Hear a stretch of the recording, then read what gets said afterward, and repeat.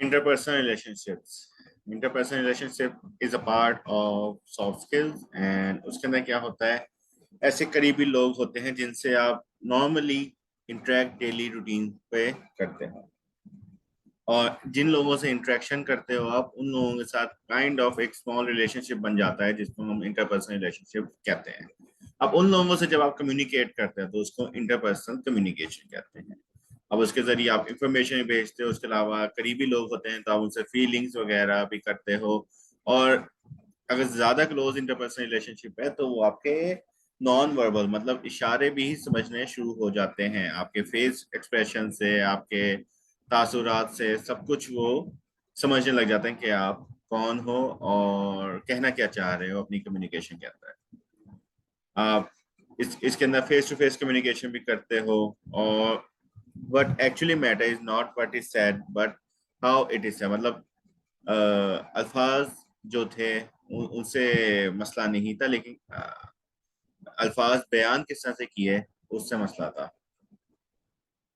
मतलब बातों से मसला नहीं था, अंदाज़े बयान से मसला था। वो वाले हालात हैं कि आप बयान किस तरह से कर रहे हो अपनी बात। इंटरपर्सनल रिलेशनशिप में उस चीज़ का बड़ा ख्याल रखना पड़ता है क्योंकि अगला बंदा भी आपको जानता होता है, और जिस अंदाज में आपने कहा है उस अंदाज में उसको समझना पड़ेगा। अब नॉर्मली तौर पे कौन कौन से लोग इंटरपर्सनल रिलेशनशिप का हिस्सा होते हैं? आपके पेरेंट्स, आपके स्पाउस, पेरेंट्स, अबे माँ बाप, स्पाउस, आपकी वाइफ या हस्बैंड, चिल्ड्रन, आपके बच्चे, बेटा बेटी, जो फैमिली मेम्बर्स, बहन भाई भी आ जाएंगे, चाचा ताया वगैरह भी आ जाएंगे, खालाएं भी आ जाएंगी, स्टूडेंट्स, आप टीचर हो तो आपके स्टूडेंट्स, अगर आप स्टूडेंट हो तो आपके टीचर्स, आपके नेबर्स, आपके कोवर्कर्स, आपके बॉसेस, इन सबको हमने चार लोगों में समराइज किया हुआ होता है। आपके क्या कहते हैं स्पाउस हो गए, आपके फ्रेंड्स हो गए, आपके क्या कहते हैं acquaintances हो गए, और आपके पेरेंट्स हो गए। तो ये इस तरह से क्या कहते हैं सारे का सारा चारों आप डिवाइड किया हुआ होता है। अब उसके अंदर क्या होता है इंटरपर्सनल रिलेशनशिप के अंदर कम्युनिकेशन में आप क्या करते हो? देख सबसे पहले इंफॉर्मेशन एक्सचेंज करते हो, अपना हाल आप उसके अंदर बता दोगे कि बात क्या करने आए हो, मुद्दा क्या है, उससे रिलेटेड बात हो जाएगी। उसके अलावा आप इंटरपर्सनल रिलेशनशिप में कम्युनिकेशन क्यों जरूरी है? ताकि आप लॉन्ग टर्म मेंटेन कर सको रिलेशनशिप। काफी अरसे से बात नहीं हो रही होगी तो हो सकता है आपका इंटरपर्सनल रिलेशनशिप खुद ब खुद खराब हो जाए। इसकी एग्जांपल दूंगा, आपके स्कूल लाइफ जो फ्रेंड्स थे, आप क्लास फेलोज थे, आपके स्कूल लाइफ फ्रेंड्स नहीं, क्लास फेलोज जो थे, उनसे आपका तब तो डेली का इंटरेक्शन था, उनके काइंड ऑफ एक इंटरपर्सनल रिलेशनशिप था। लेकिन अब जिस तरह से आप ग्रो करके अब यूनिवर्सिटी लेवल पर आ गए हो, तो वो जरूरी नहीं कि आपके सबके सब क्लास वालों से कांटेक्ट हो, तो वो काइंड ऑफ कांटेक्ट खत्म होने की वजह से आपका इंटरपर्सनल रिलेशनशिप भी खत्म हो गया है उनके साथ। और इंटरपर्सनल रिलेशनशिप में आप अपनी नीड्स भी शेयर कर सकते हो, आप अपनी बातें सारी बता सकते हो जो आप बताना चाह रहे हो अगले को, और वो बंदा भी अंडरस्टैंड करेगा कि आप कहना क्या चाह रहे हो।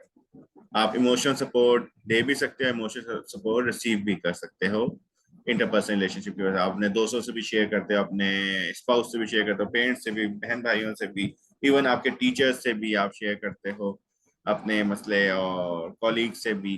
तो हर जगह से आपको डिफरेंट तरह का इमोशनल सपोर्ट मिलता है। बस अब लेकिन इसके अंदर आपने डिसाइड करना है कि किस बंदे से क्या बात करनी है एंड कितना उसको क्लोज अपने आने देना है। आप उनके साथ कोई मसला लेके जाते हो, प्रॉब्लम को सॉल्व करवाते हो। इवन इंटरपर्सनल रिलेशनशिप में एक चीज हो जाती है कि आपको अगले बंदे का रिएक्शन क्या होगा, आपने ये बात की उसके बाद उसका रिएक्शन क्या होगा आपको पहले से पता होता है। और इंटरपर्सनल रिलेशनशिप के अंदर एक और चीज क्या होती है, आप दूसरे बंदे का भी इन्फ्लुएंस कर सकते हो कि आपने किस तरह से अगले बंदे को इन्फ्लुएंस करना है, अपने एटीट्यूड, अपने बिहेवियर्स के साथ अगले बंदे को किस तरह से इन्फ्लुएंस करना है।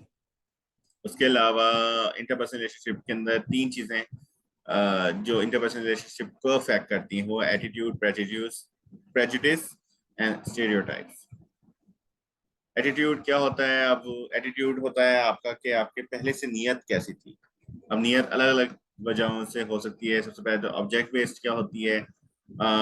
ऑब्जेक्ट बेस्ड होती है किसी एक स्पेसिफिक चीज, मतलब एक स्पेसिफिक पर्सन पे फोकस कर लो या ग्रुप ऑफ पीपल पे कर लो, या आप उसके इवेंट के ऊपर कर लो कि इस वाले जो भी लोग इस कॉन्फ्रेंस में जा रहे हैं या कॉन्फ्रेंस को कॉन्सर्ट में जा रहे हैं, कोई ना कोई एक इवेंट है। ये रिलीजन के सारे ये रिलीजन के मेंबर्स तो होते ही ऐसे हैं।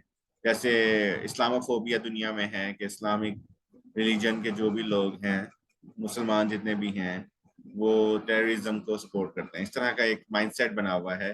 तो उस वजह से वो ऑब्जेक्ट बेस्ड एटीट्यूड वो होता है। डायरेक्शन क्या होता है कि किसी चीज के ऊपर हम लोग पॉजिटिव डायरेक्टिव हो या किसी चीज की तरफ नेगेटिव डायरेक्शन हो, हम लोग अपने क्या कहते हैं, हमारी नीयत किस तरह की है उसके साथ हमारा उस चीज के ऊपर फोकस होता है। स्टेबिलिटी वाली बात क्या है? स्टेबिलिटी वाली बात यह है, कभी कभार हम किसी लोगों के साथ चाहते हैं कि सेम फिक्सेशन रहे, कि उसके साथ जो परसेप्शन हमारी बनी है वो फिक्स ही रहे, वो चेंज ना हो। जैसे बाबर आजम के बारे में है कि बाबर आजम जिन लोगों को पसंद है उनको बहुत पसंद है, इवन वो बुरा भी परफॉर्म करो तब भी लोग कहते हैं कि नहीं ये बुरा परफॉर्म नहीं करता। और जब कुछ लोगों को इतना बुरा लगता है कि वो स्टेबल अपनी परफॉर्मेंस में, कि वो बेहतरीन सेंचुरी बनाए, तभी कहता है सेल्फिश इनिंग खेली है। तो उसके अंदर क्या होगा, उन्होंने स्टेबल अपना फिक्स कर लिया। लेकिन जो फ्लेक्सिबल लोग होते हैं वो देखते हैं हाँ आज का दिन बुरा था, इसका अच्छी परफॉर्मेंस नहीं की, आज के दिन इसने बहुत अच्छी परफॉर्मेंस की, मतलब वो एक्सट्रीमिज्म की तरफ नहीं जाते, लोग फिक्स नहीं हो जाते। मोटिवेशन प्रॉपर्टीज, एटीट्यूड के अंदर मोटिवेशन प्रॉपर्टीज किस तरह से आती हैं कि आप सर्कमस्टांसिस में आपको पर्टिकुलर वे के अंदर आपको रिएक्ट करना पड़ता है, और दूसरी सिचुएशन में आपको अलग तरीके से रिएक्ट करना पड़ता है। अब एक सिचुएशन के अंदर आपका बिहेवियर हो सकता है, आप अगर एक जगह पर हो जहां पर आपकी पोजीशन के तहत आपसे सीनियर लोग भी वहां मौजूद हो, तो उधर आपकी पोजीशन आपने डाउनवर्ड रहनी होगी, आप सीनियर्स की बातें सुन रहे होगे। कहीं पर ऐसा हो जाता है जहां पर आपको लीडिंग रोल बनाना पड़ता है। जहां पर रीडिंग रोल बनाना पड़ता है वहां पर आपको इस चीज का बड़ा ख्याल रखना पड़ता है कि अगले लोग आपसे जो एक्सपेक्टेशन रख रहे हैं उसके ऊपर आप पूरा उतरें। लर्न बिहेवियर क्या होता है? लर्न बिहेवियर के अंदर होता है कि आप कुछ एटीट्यूड्स पैदाइशी आपके अंदर नहीं होते, जो इन्वायरमेंट के साथ आप सीखते हो, एक्सपीरियंस वगैरह के साथ सीखते हो। तो लर्न बिहेवियर वो होता है। और मैनिफेस्टेशन एज बिहेवियर क्या है? आपका जो भी नियत होगी वही आप बिहेवियर में लेकर आओगे। आपकी नियत होगी सुबह जल्दी उठना है तो आप रात जल्दी सोओगे। आपका ने नियत होगी कि आपने नंबर अच्छे लेने एग्जाम में, तो आप रात को पढ़ोगे, मतलब उसकी तैयारी करोगे एग्जाम की। इस तरह के आपकी नियत के ऊपर रहता है। आपकी नियत होगी कि आपने ये कहते हैं लाइफ के अंदर कुछ अचीव करना है, किसी फील्ड में जाना है, तो आपका बिहेवियर क्या होगा, उस फील्ड की बेसिक लेवल को आप ज्वाइन करोगे। प्रेजुडिस, प्रेजुडिस क्या होता है? आपके पहले से ही बायस्ड, अनफेयर, अनरीजनेबल ओपिनियंस किसी के बारे में बने हुए हों, एटीट्यूड आपने उसके हिसाब से बनाया हुआ है। बायस एटीट्यूड क्या हो गया? आप किसी अनफेयर चीज की वजह से, उस उनके मतलब रेस की वजह से, उनकी रिलीजन की वजह से, उनकी कलर, उनकी नेशनैलिटी की वजह से आपका बायस प्रेजुडिस पहले से बना हुआ है, और अलग अलग तरह से प्रेजुडिस बन जाता है। आपको हो सकता है पता भी ना हो, लेकिन उस वजह से बन जाता है। आप सोशलाइजेशन प्रैक्टिसेस, अब सोशलाइजेशन क्या, आपके बड़े बुजुर्ग जिस तरह का बिहेवियर होता है, उनको जिन लोगों से नफरत होती है आपकी भी उनसे नफरत हो जाती है, हालांकि उन लोगों ने आपका कुछ नहीं बिगाड़ा होता, भले ही आपके बड़ों का बिगाड़ा हो। आपने सिर्फ बातें सुनी होती हैं और उस वजह से आप किसी से नफरत करने लग जाते हो। और पर्सनैलिटी कैरेक्टरिस्टिक, बस आपने नियत कर ली कि ये बंदा रोजे नहीं रख रहा तो ये बुरा इंसान है। आपने एक चीज पे फोकस कर लिया कि ये रोजे नहीं रख रहा है, ये बुरा इंसान है, हालांकि आपने ये देखा नहीं कि उसको मेडिकल इशू था, इस वजह से वो बंदा रोजे नहीं रख पा रहा। आपने बस देख लिया ये रोजे नहीं रखता, बस ब्लैक एंड व्हाइट, मतलब आपने कोई रीजन नहीं दिया कि ये बुरा इंसान है या अच्छा इंसान है। और दूसरा बंदा, दूसरी तरफ आपको एक बंदा बहुत अच्छा लगता है कि ये बहुत अच्छा है, बहुत नेक इंसान है, लेकिन आपको नहीं पता, आपको किसी की भी, क्योंकि यही तो कहते हैं किसी के दिल का नहीं पता हमें, तो कोई पता नहीं कि वो दिल से कैसा हो। और उसके अलावा इंटर ग्रुप कॉन्फ्लिक्ट किस तरह से होते हैं? मेजोरिटी वर्सेस माइनॉरिटी, नंबर के हिसाब से भी हो सकते हैं और फ्रेंडलीनेस के हिसाब से भी हो सकते हैं, कि ग्रुप्स के अंदर किस तरह से उनकी बहस हो रही है, मेजोरिटी के लोग क्या कह रहे हैं, माइनॉरिटी के लोग क्या कह रहे हैं, इस तरह के क्या हो सकते हैं। और सारा कुछ उसी तरफ जा रहा है।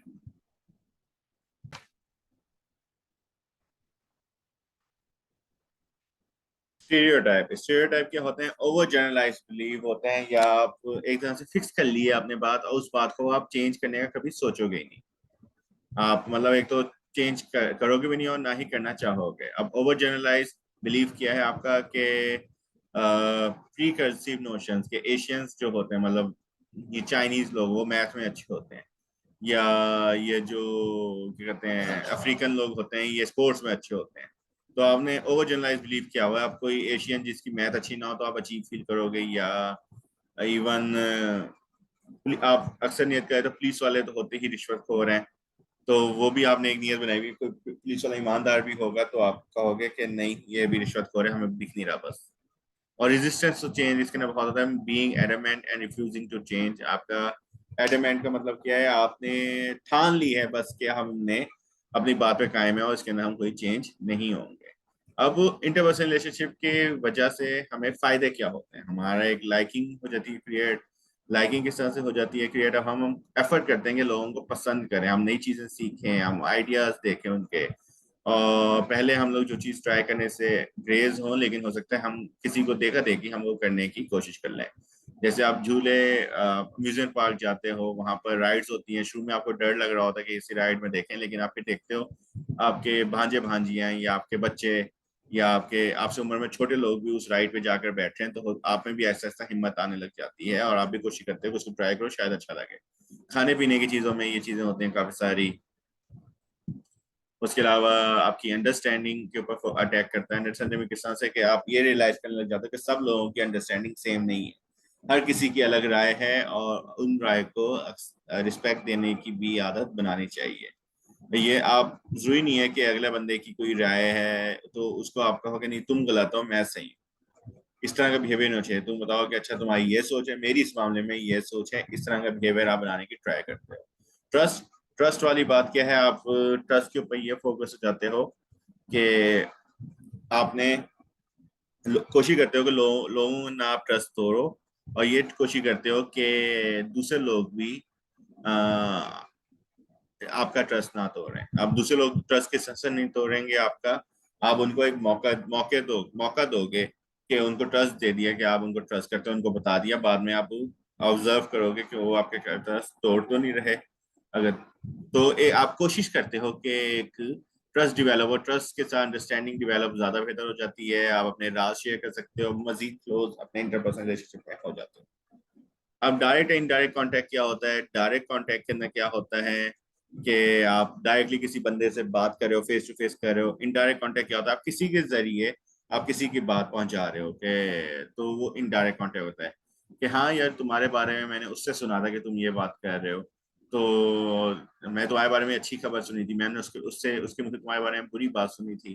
तो हेयर से वाले हालात हो जाते हैं। तो आप लोग ये रियलाइज करने लग जाते हो कि दूसरा बंदा किस तरह की राय रखता है आपके बारे में, और दूसरे की जुबानी, उसकी अपनी जुबानी नहीं, दूसरे की जुबानी भी आप अंडरस्टैंड करने लग जाते हो। और साथ साथ इंटरपर्सनल रिलेशनशिप के अंदर एक और चीज जो होती है सबसे इम्पोर्टेंट, आपको ये पता लग जाता है कि आपकी बायसनेस किन चीजों के अंदर है, आपका किन किन चीजों के अंदर आप लॉजिकली सोच नहीं सकते। जैसे मैंने बाबर आजम की एग्जांपल दी थी, बाबर आजम बुरी परफॉर्मेंस भी दे रहा होगा तो जो लोग बायस होंगे उसके लिए वो बुरी परफॉर्मेंस को बुरा नहीं समझ रहे होंगे। अच्छी परफॉर्मेंस, जो लोग उससे नफरत करते हैं वो अच्छी परफॉर्मेंस भी उनको अच्छी नहीं लग रही होगी, वो कहेंगे ये छोटी टीम के खिलाफ स्कोर किया था इसने, या ये कोई बड़ा कारनामा नहीं किया, उसकी जॉब है। तो इस तरह का बिहेवियर भी लोगों के होते हैं उसके साथ। तो आहिस्ता आहिस्ता जब आपको रियलाइज हो कि आप बायस्ड हो किसी के मामले में, तो आप कोशिश करते हो कि वो बायसनेस खत्म हो, और वो बायसनेस खत्म करने के लिए आप आहिस्ता आहिस्ता स्टेप लेने शुरू करते हो और खुद को इम्प्रूव करने पे काम करते हो।